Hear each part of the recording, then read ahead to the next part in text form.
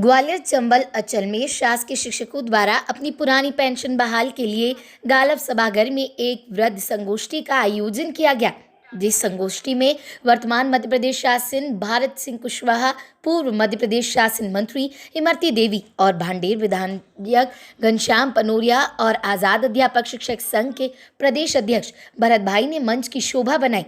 इस मौके पर कोरोना काल में दिवंगत शिक्षकों के प्रति शासन का असंवेदनशील रवैया और शिक्षकों के लिए शासन द्वारा प्रदान महंगाई भत्ता का समय पर न मिलना आदि गंभीर मुद्दों पर शासन के मंत्री जोनों को अवगत कराया गया। इस मौके पर लहार ब्लॉक से शिक्षिका बहिन दीपा कुशवाहा द्वारा शिक्षकों की समस्याओं को मेहमानों के समक्ष रख बहुत तीखे सवाल किए गए। सवालों में बहुत ही मार्मिकता थी, इसलिए आए हुए मेहमानों को इन मुद्दों पर गंभीरता से विचार करने पर विवश कर दिया।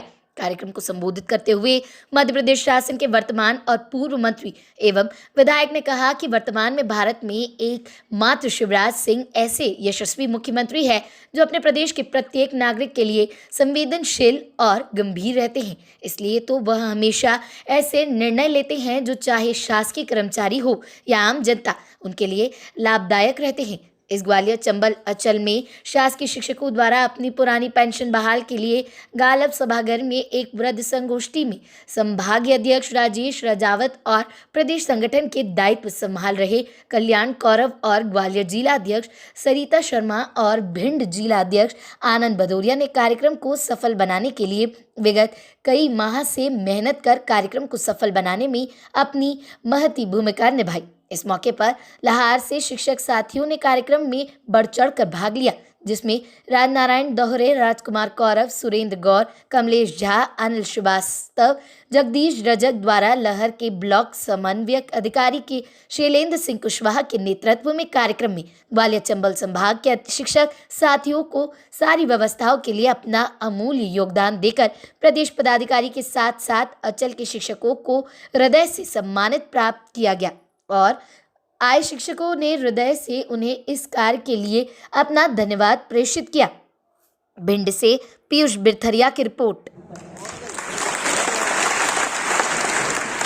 तो हम आप सबसे कहना चाहते हैं और हमारे आज मैं तो पूर्व हूँ लेकिन वर्तमान मंत्री भी बैठे हैं कि हमारे सम्मानीय बड़े भाई मुख्यमंत्री शिवराज सिंह चौहान इतने दयालु हैं, उनमें बहुत दया है, वो दया के पुजारी हैं, वो शायद आपकी सुनेंगे और हमारे मंत्री जी मुझसे कहेंगे और मैं भी उनके साथ में आपकी लड़ाई लूंगी।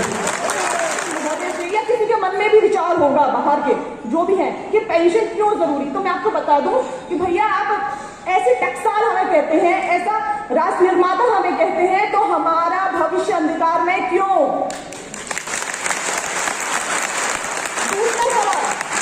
हमारा संविधान जिसके तहत सारा शासन प्रशासन चलता है, उस संविधान में लिखा है कि कोई भी सरकारी कर्मचारी कार्य करता है तो उसे पेंशन दी जाएगी ताकि वो सम्मानपूर्वक जीवन जिए। तो न्यू पेंशन स्कीम के नाम पर हमारे साथ अन्याय क्यों संविधान को धोखा दिया जा रहा है? अगला सवाल मेरा आपसे ये है कि एक दिन के मंत्री को आजीवन और आजीवन कार्य करने वाले को एक दिन राज्य निर्माण की परंपरा जारी रहे।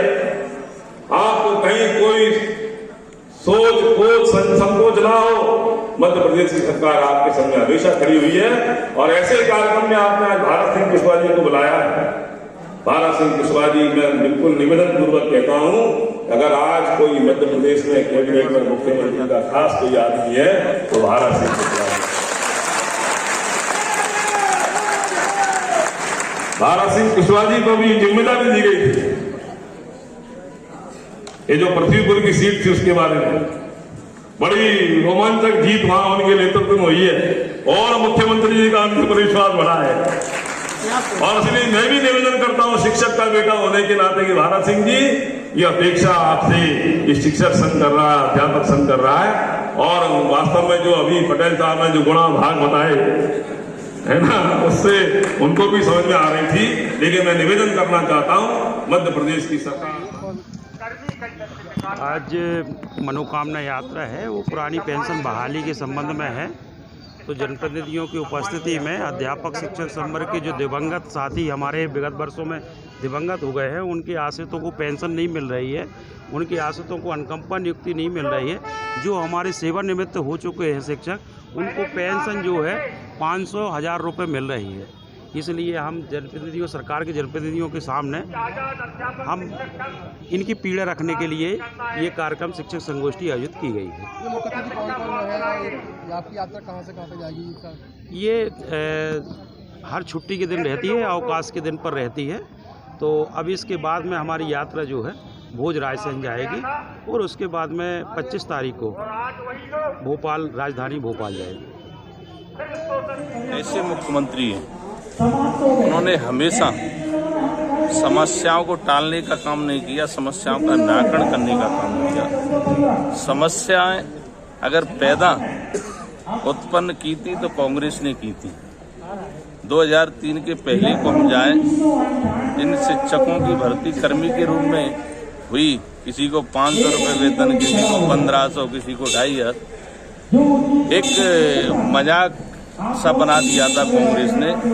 अगर सम्मान देने का काम, कर्मी की जगह शिक्षक के रूप में सम्मान देने का काम किया तो शिवराज सिंह चौहान जी ने किया, भारतीय जनता पार्टी की सरकार ने किया।